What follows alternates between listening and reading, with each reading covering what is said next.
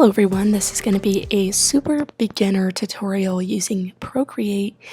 Today we're going to be creating some abstract art. These are really fun and simple things to do, especially if you're feeling like you're in an art rut lately, and it just really helps you practice different skills like using balance and symmetry and random stuff like that you probably forget that you are skilled at with art. So maybe use this as a confidence boost and a little exercise to help you do some more art. So let's get started. So first of all, I opened up Procreate. I created a square palette, but you can choose the size that you want.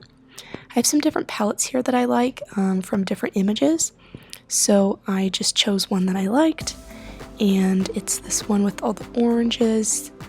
See me choosing that there. So then I just started off, I'm using the monoline brush, and I just created lots of little squiggles. I think it's fun to add some shapes, so I put like a circle there. And I really tried to focus on creating, nice little negative shapes, but not too many overlapping lines. Don't want it to seem like too busy. And I think I add one more right there just to divide that space up. And then I choose a color to start off with. So for me, that's this beautiful navy color. And then you can just press and hold and drop that color. As you can see, it's kind of tough because it's right where the little swipe down menu is on the iPad, but you'll see that a lot. Prepare yourself, okay? So started off with the navy, then I switched to a new color.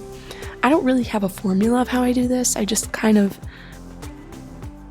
drop it where I think that there is a good space for it. And I guess the rule that I usually keep for myself is not to have the same color touching in a different square. So there I'm adding some yellow. And also the colors, I really don't think about it too intensely, I guess. I just kind of go with my gut feeling, and there's some green. I try to vary the color, but you could go for like a monochrome look here. You could do complementary colors. It's really your choice. Once I feel like I have enough of the color, violating my rules right there. I don't know what I'm doing, but switch to new color. It's kind of like a puzzle. I feel like you kind of are filling up these different pieces until you don't have any more left. So I think I do maybe one more different color. I like the orange.